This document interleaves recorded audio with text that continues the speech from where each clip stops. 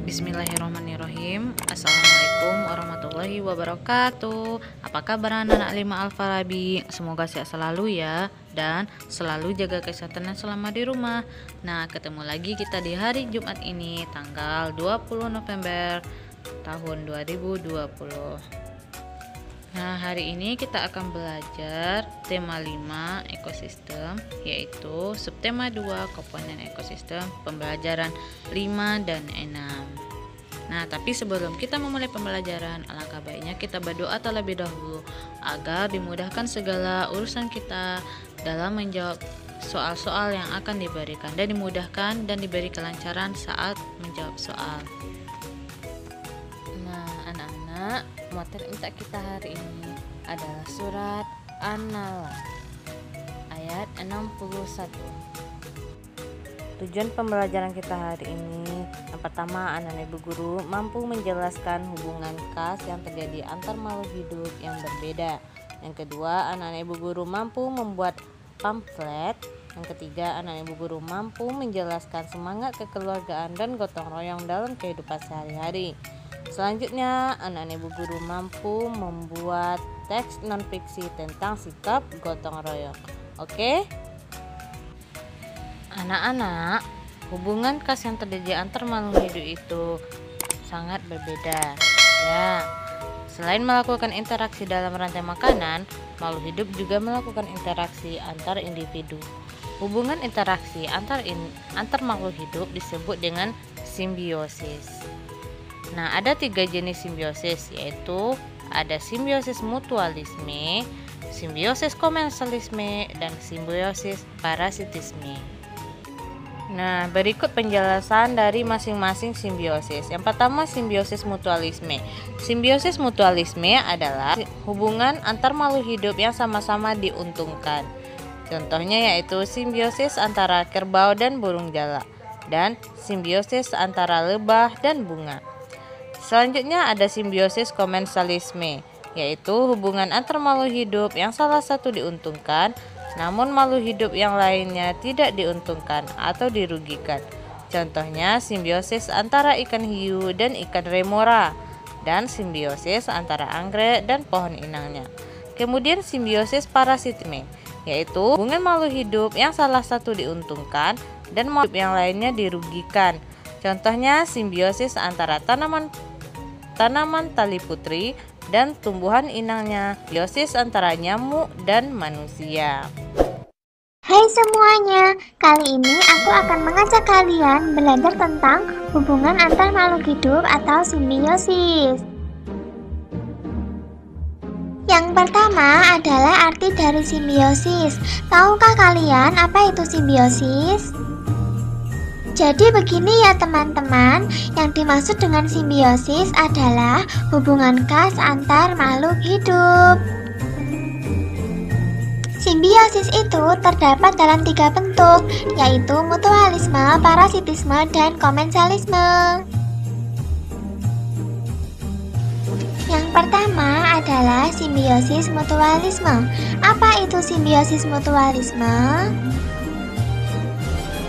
Simbiosis mutualisme merupakan hubungan yang saling menguntungkan antara 2 makhluk hidup yang berbeda.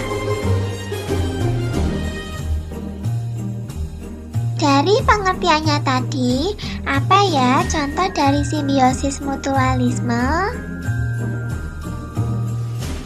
Contohnya adalah hubungan antara kupu-kupu dan bunga. Jadi begini ya anak-anak penjelasannya. Kupu-kupu menghisap madu yang terdapat pada bunga. Sementara itu, kehadiran kupu-kupu dapat membantu penyerbukan bunga. Setelah penyerbukan, bunga akan berkembang menjadi buah dan biji.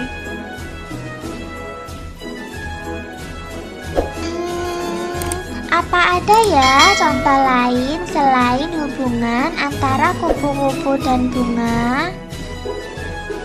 Tentu saja ada. Contoh lainnya adalah hubungan antara burung jalak dan kerbau.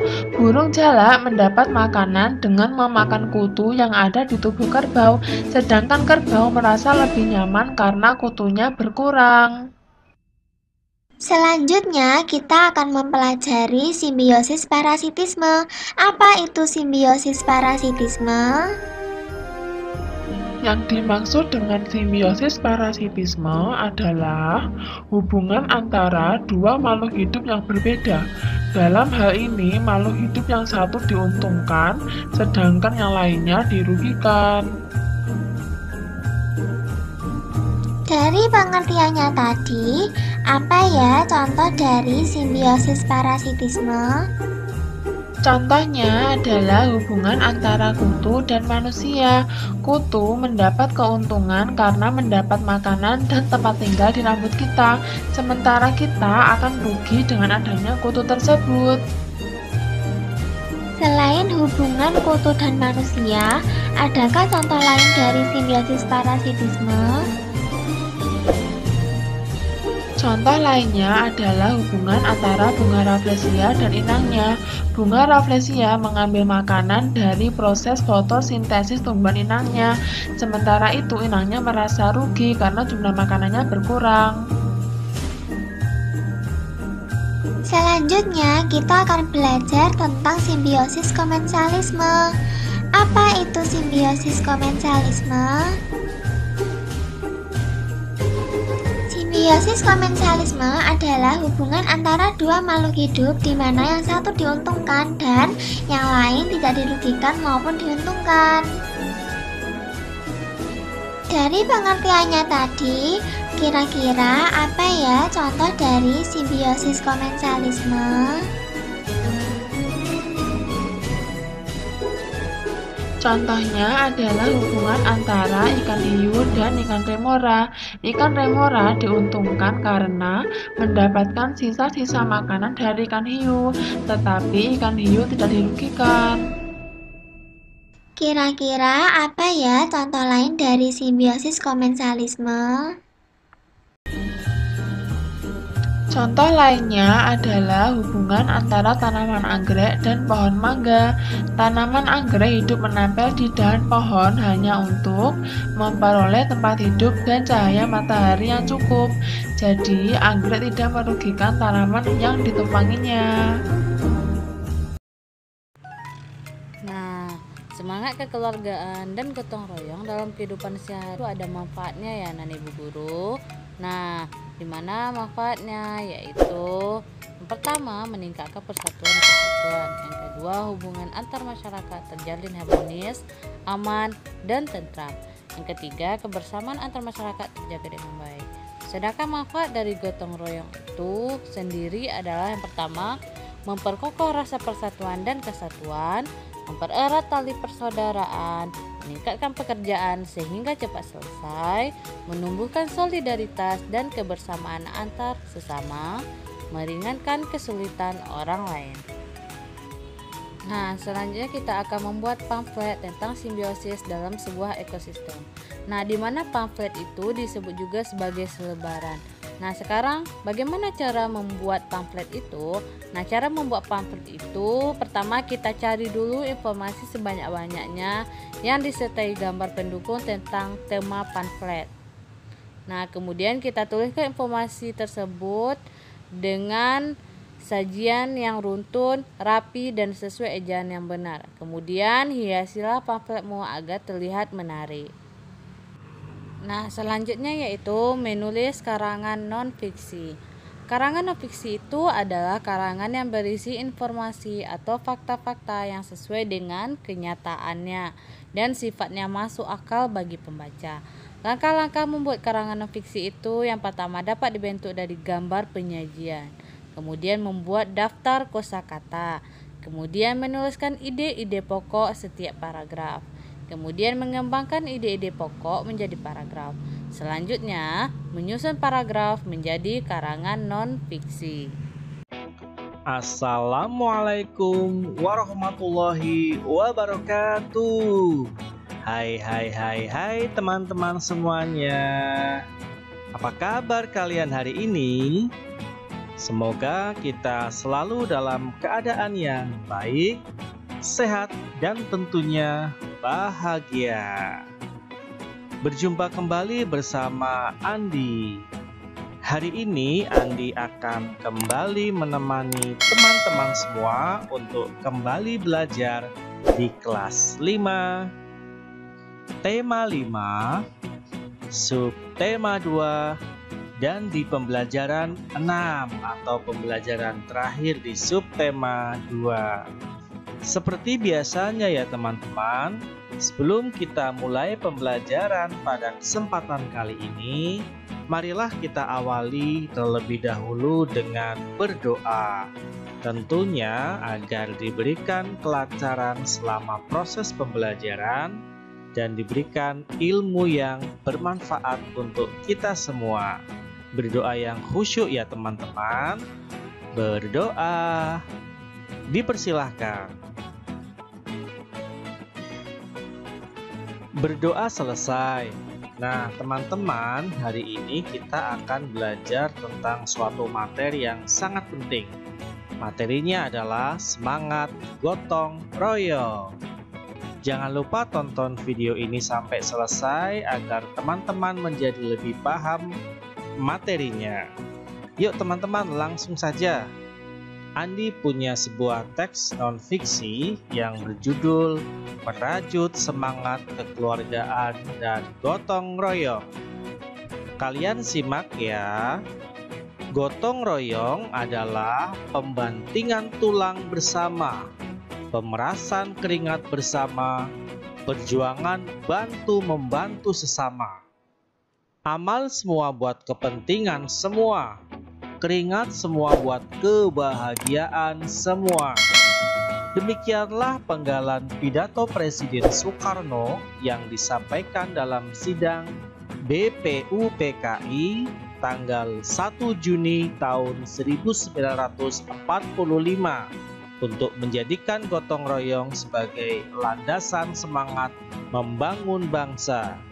For your information, BPUPKI adalah Badan Penyelidik Usaha Persiapan Kemerdekaan Indonesia. Andi lanjutkan. Gotong royong merupakan sebuah kegiatan bersama yang bertujuan mencapai kemajuan bersama.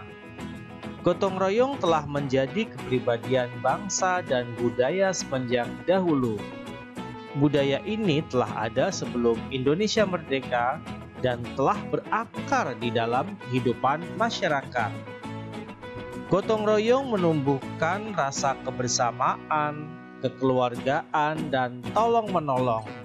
Dengan demikian, rasa persatuan dan kesatuan nasional terus terbina. Lalu, bagaimana dengan semangat kekeluargaan? Keluarga dapat dilihat sebagai mereka yang memiliki hubungan darah dengan kita. Namun, sikap kekeluargaan yang ada di Indonesia tidak semata-mata didasarkan pada hubungan darah.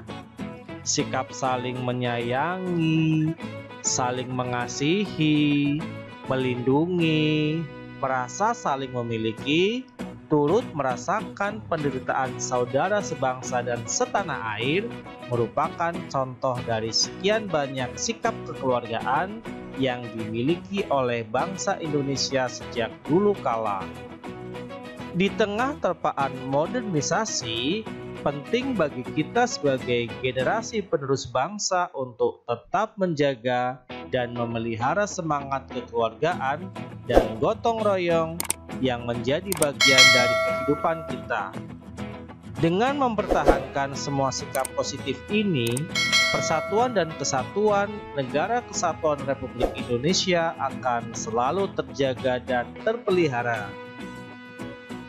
Nah teman-teman, yuk sekarang kita mencoba mengerjakan tentang beberapa contoh semangat gotong royong yang ada di lingkungan sekolah dan tentunya yang ada di lingkungan rumah. Yang pertama, contoh semangat gotong royong dan kekeluargaan di lingkungan sekolah. Ada mempelajari tarian tradisional dari daerah lain. Nah, khusus untuk anak-anak di kelas 5, kita semua sering mendapatkan materi tentang tarian daerah dari daerah lain. Manfaatnya, kita bisa tahu tarian tradisional dari berbagai daerah yang di Indonesia. Itu menjadikan kita menjadi semakin bangsa, menjadi rakyat Indonesia. Contoh yang di lingkungan rumah adalah belajar bersama dengan teman-teman di dekat lingkungan rumah. Berikutnya, contoh semangat gotong royong dan kekeluargaan di lingkungan sekolah adalah gotong royong membersihkan kelas. Ini sering disebut dengan piket kelas. Tidak mungkin kan kalian membersihkan kelas sendirian, pasti hasilnya tidak maksimal. Akan lebih bagus lagi jika kita semua gotong royong membersihkan kelas agar kelas selalu bersih dan nyaman. Ingat, kebersihan kelas menjadi tanggung jawab kita bersama. Di lingkungan rumah, contoh lain adalah membantu ibu memasak di dapur. Kita bekerja sama, gotong royong, membantu ibu. Kalau kita sayang sama ibu, tentunya tidak usah disuruh pun kita dengan sendirinya mau untuk membantu ibu. Karena makanan yang dimasak ibu pun akan dimakan satu keluarga. Lanjut, di lingkungan sekolah, mengerjakan tugas kelompok bersama. Ingat ya, ketika diberikan tugas oleh bapak atau ibu guru, di mana tugas itu adalah tugas kelompok, maka seluruh anggota kelompok wajib untuk mengerjakan secara bersama-sama. Bukan hanya satu atau dua orang saja yang mengerjakan. Itulah pentingnya gotong royong. Lanjut, yang di lingkungan rumah adalah membantu ibu menjaga adik. Ingat ya, menemani adik juga hal yang sangat penting ya. Selain bisa menjaga keharmonisan hubungan kita dengan adik, kita juga bisa membantu ibu. Misalkan ibu punya kegiatan lain yang mengharuskan kita untuk membantu menjaga adik kita. Berikutnya, yang di sekolah, kerja bakti di sekolah. Kalau tadi di kelas, berarti di kelas kita. Kalau sekolah berarti di tempat-tempat yang masih wilayah dari sekolah. Misalkan di taman sekolah, di halaman sekolah, di kamar mandi. Ingat, kebersihan, kerapian, lingkungan sekolah menjadi tanggung jawab warga sekolah, termasuk kita sebagai siswa. Di lingkungan rumah yang bisa kita lakukan adalah membantu ayah mencuci kendaraan. Kalau kita melihat ayah pulang kerja capek, kendaraannya kotor, misalkan motornya kotor, terlihat ayah sedang mencuci, ya kita harus membantunya. Kita harus membantu gotong royong. Atau ayah kan yang menemani kita, mengantarkan kita kemanapun kita akan berangkat, termasuk berangkat ke sekolah. Lanjut, semangat gotong royong dan kekeluargaan yang ada di lingkungan sekolah, misalkan membantu teman yang terkena musibah. Misalkan ada teman yang kena bencana alam, teman yang sakit, teman yang orang tuanya sakit. Nah, tugas kita dengan semangat gotong royong dan rasa kekeluargaan harus mau membantu teman yang kena musibah, tentunya dengan ikhlas. Berikutnya yang ada di lingkungan rumah adalah kita harus gotong royong membersihkan lingkungan rumah. Misalkan yang bagian depan halaman itu kamu dan ayah, yang di bagian dalam itu ada adik atau ibu. Begitu, supaya rumahnya menjadi rapi, nyaman, dan kalian bisa tambah harmonis keluarganya. Nah, selanjutnya silakan anak-anak kerjakan tugas di bawah ini ya. Nah, jangan lupa baca bismillah ya nak. Silahkan anak-anak ibu guru tulis di buku garis 2-nya dengan tulisan yang rapi. Nah, terima kasih anak-anak ibu guru yang sudah menyaksikan video pembelajaran kita hari ini. Nah, don't forget subscribe, like, and share this is video. Okay? Thank you very much.